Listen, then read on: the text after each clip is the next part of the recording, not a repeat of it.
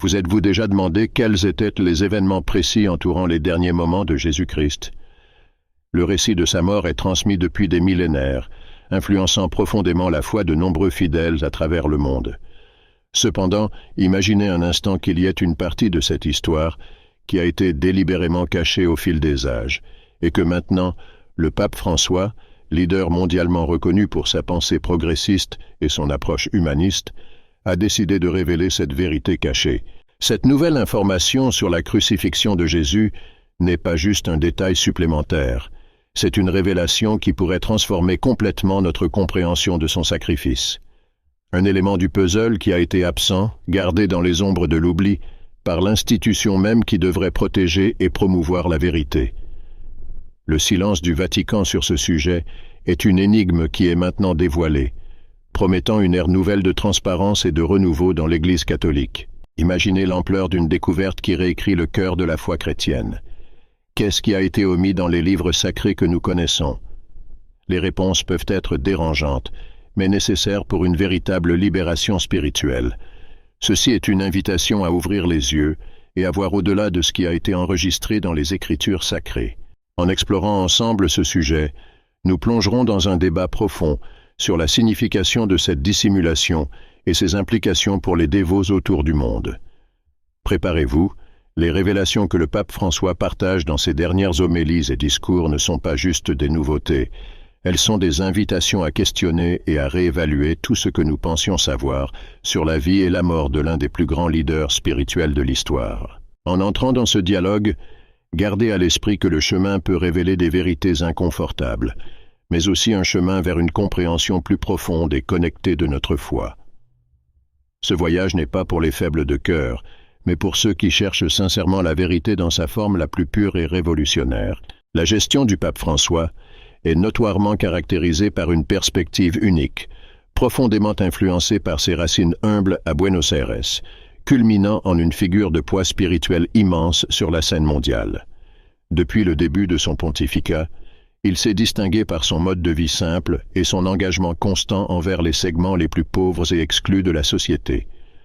Rompant avec les traditions antérieures, il a choisi de résider à la maison Sainte-Marthe, un logement moins ostentatoire au Vatican, au lieu du grand palais apostolique, et a maintenu une tenue marquée par la simplicité, symbolisant son détachement du luxe. Sa direction a été marquée par le renforcement des valeurs telles que la compassion, l'inclusion sociale et l'urgence de la durabilité environnementale.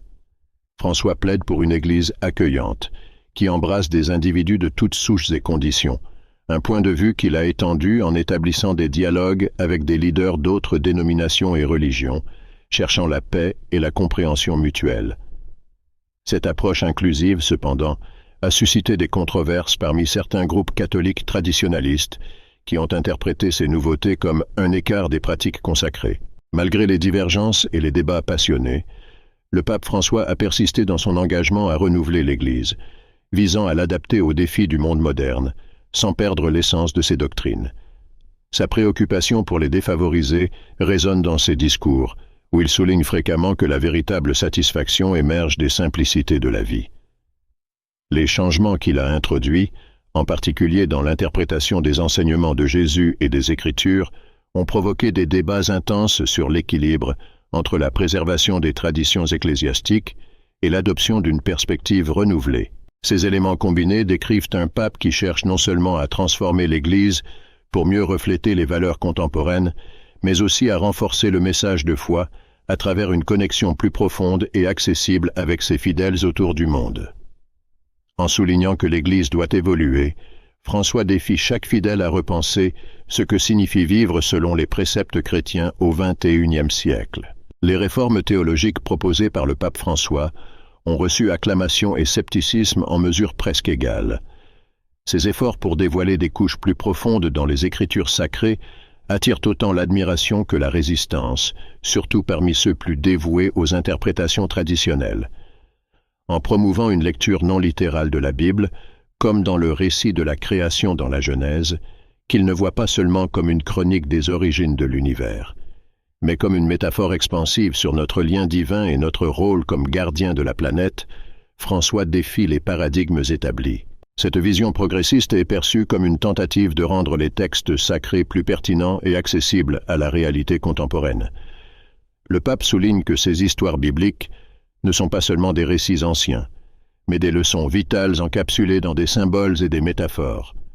Selon lui, la véritable pertinence de la Bible se déploie lorsque nous considérons son contexte plus large et les messages subliminaux qu'elle transmet sur la vie et la spiritualité. Cependant, cette approche rencontre une forte opposition de la part d'un segment de l'Église qui voit dans l'interprétation littérale des Écritures une pierre angulaire de la foi. Ils arguent que diluer cette littéralité pourrait déformer les principes fondamentaux du christianisme. En revanche, les défenseurs des perspectives de François affirment que ces nouvelles interprétations enrichissent la foi, lui conférant une dimension plus profonde et un appel plus universel. Les récentes révélations du pape, suggérant que des événements comme la mort de Jésus peuvent avoir des significations cachées alignées avec des écrits tels que l'Évangile de Thomas et le livre d'Hénoch, des textes apocryphes tenus à l'écart par l'Église pendant des siècles, introduisent une dimension presque révolutionnaire à son pontificat. Il propose que la crucifixion du Christ n'était pas seulement une tragédie, mais un événement prédestiné dans un plan divin plus vaste, un mystère cosmique qui dépasse la compréhension traditionnelle. Cette nouvelle voie d'interprétation défendue par le pape François ne ravive pas seulement les débats internes, mais indique également une nouvelle ère de compréhension théologique, où les histoires bibliques sont vues comme des clés pour dévoiler des vérités universelles, défiant les fidèles à explorer au-delà du texte et à chercher des réponses qui résonnent avec les questions spirituelles et éthiques de notre temps.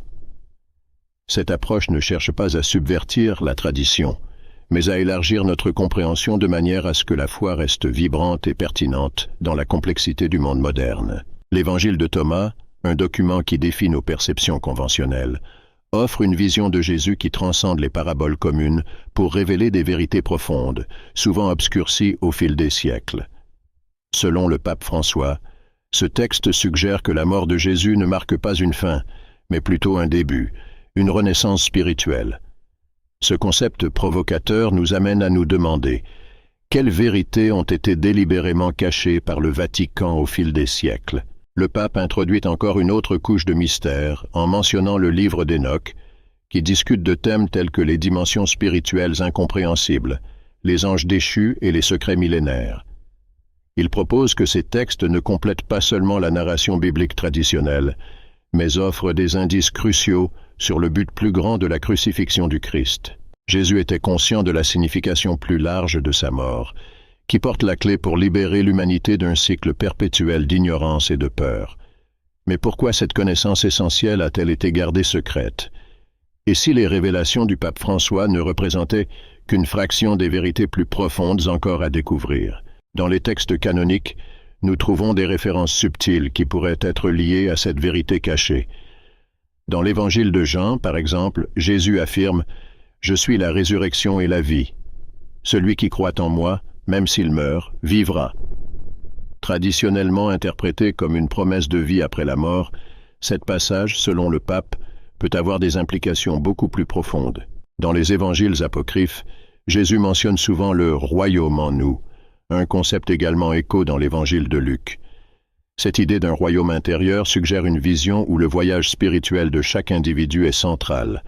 Le pape François suggère que la mort et la résurrection de Jésus sont un modèle pour notre propre transformation interne, indiquant un chemin que nous pouvons tous suivre pour atteindre une compréhension plus profonde des enseignements du Christ. Cette nouvelle interprétation non seulement défie les perceptions traditionnelles, mais invite également les fidèles à embarquer dans un voyage de découverte spirituelle qui peut transformer radicalement leur relation avec la foi. Les implications de ces révélations sont vastes, suggérant une réévaluation fondamentale de la manière dont nous comprenons le message de Jésus et sa pertinence dans notre vie quotidienne.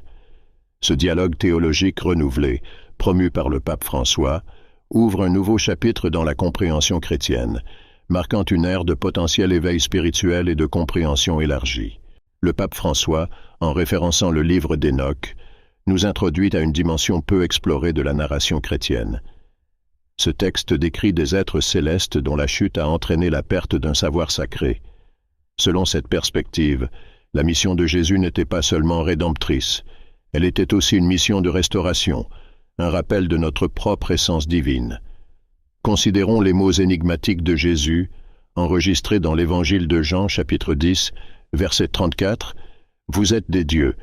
Ces mots, conjugués aux récentes révélations du pape et aux textes de Thomas et d'Enoch, suggèrent que Jésus pointait vers un potentiel latent en chacun de nous, un potentiel souvent obscurci par les structures sociales et religieuses au fil des siècles. Pourquoi alors cette connaissance a-t-elle été cachée dans la narration officielle de l'Église? L'institution religieuse pourrait-elle craindre que la révélation de notre véritable nature divine puisse émanciper les fidèles des dogmes et contrôles rigides? Et plus crucial encore, quelles autres vérités sont cachées entre les lignes des Écritures? La narration du voile du temple se déchirant de haut en bas, comme décrit dans l'Évangile de Matthieu, chapitre 27, verset 51, au moment de la mort de Jésus, pourrait symboliser quelque chose de bien plus significatif que la destruction d'une barrière physique.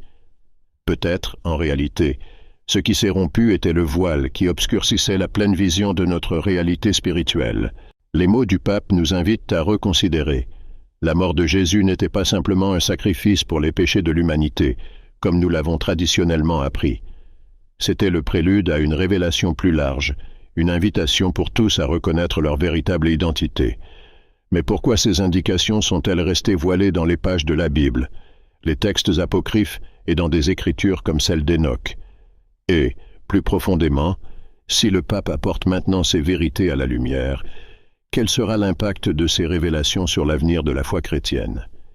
Et si le véritable message de la mort de Jésus était prêt à transformer radicalement notre compréhension de la spiritualité? Ce dialogue théologique renouvelé ne remet pas seulement en question l'interprétation traditionnelle, mais suggère également une nouvelle ère de compréhension spirituelle et d'évolution intérieure, où le message de Jésus et sa résurrection deviennent un modèle pour notre propre transformation spirituelle, révélant des chemins que nous pouvons suivre pour atteindre une compréhension plus profonde et personnelle des enseignements divins.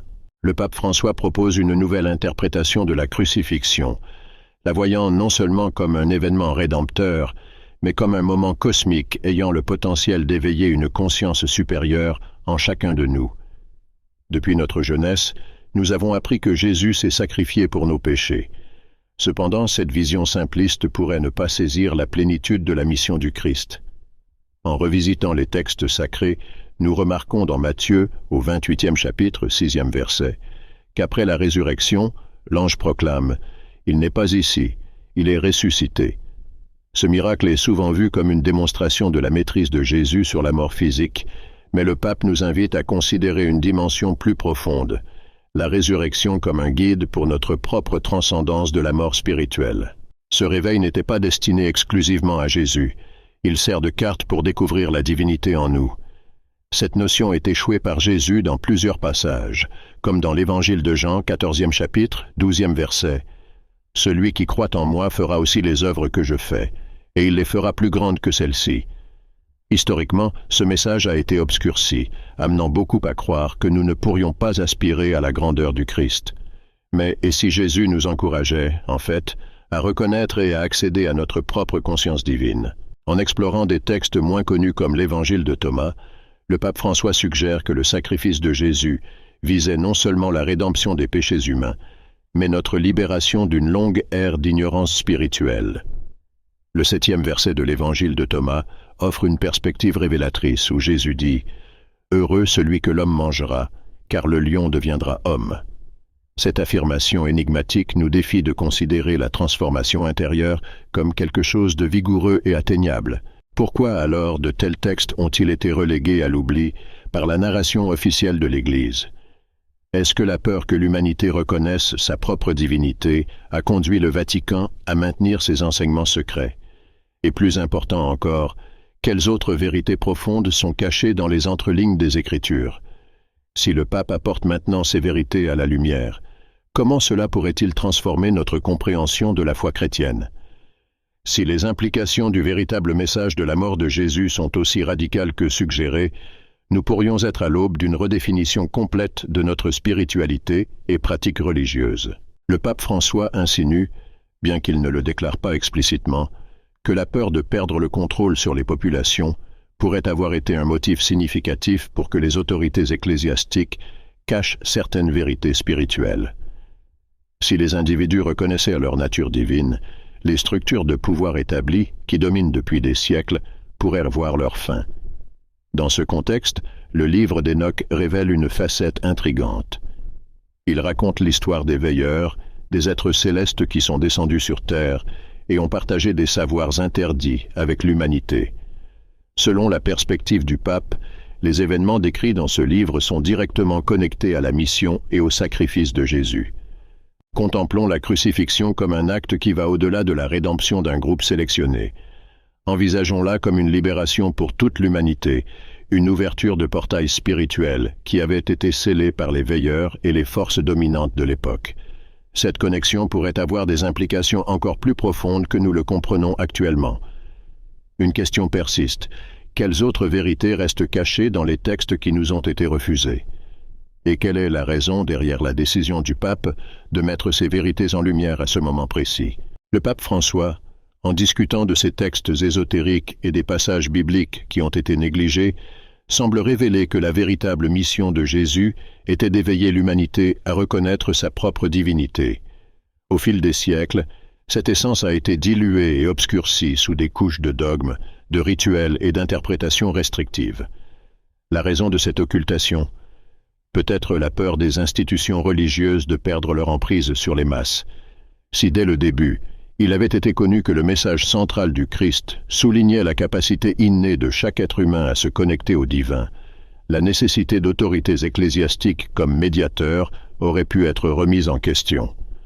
Au lieu de dépendre d'intermédiaires pour la communion spirituelle, chaque personne pourrait chercher cette connexion directement, défiant ainsi la structure de pouvoir centralisée qui a prédominé dans l'histoire de l'Église.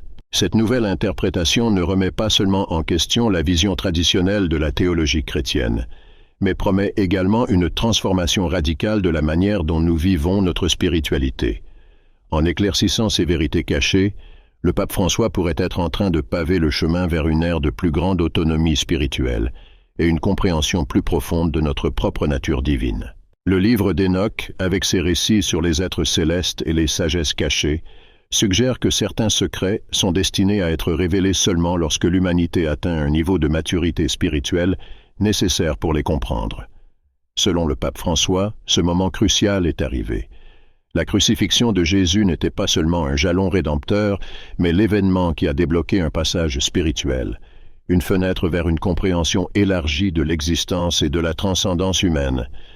La résurrection de Jésus symbolise la possibilité pour chacun de nous de surmonter nos propres limitations spirituelles. Mais sommes-nous vraiment prêts à embrasser cette vérité? Ou nous accrochons-nous encore au confort de croyances anciennes qui nous maintiennent soumis plutôt qu'émancipés? Lorsque Jésus a proclamé dans Jean, chapitre 8, verset 32, « Vous connaîtrez la vérité, et la vérité vous libérera », il parlait de cette libération. Il parlait d'une émancipation non seulement des chaînes physiques, mais d'une prison spirituelle d'ignorance qui nous aveugle à notre véritable identité. Avec ces révélations émergentes, quel choix ferez-vous? Continuerez-vous à suivre les préceptes qui vous ont toujours été enseignés, ou ouvrirez-vous votre esprit et votre cœur à la possibilité que les véritables enseignements de Jésus vous appelaient en fait à redécouvrir votre propre pouvoir divin? Si ce contenu vous a fait questionner et élargir votre vision sur des aspects que vous n'aviez jamais considérés auparavant, s'il a débloqué de nouvelles perspectives pour vous, n'hésitez pas à vous abonner à la chaîne. Ensemble, nous avons beaucoup plus à découvrir sur ces mystères qui sont révélés maintenant. Aimez cette vidéo, partagez-la avec ceux qui peuvent également bénéficier de ce message et poursuivez ce voyage de découverte spirituelle. Êtes-vous prêt à franchir l'étape suivante? Restez attentifs car de nouvelles révélations sont en chemin, promettant d'approfondir encore notre compréhension et notre connexion avec le divin. À la prochaine vidéo.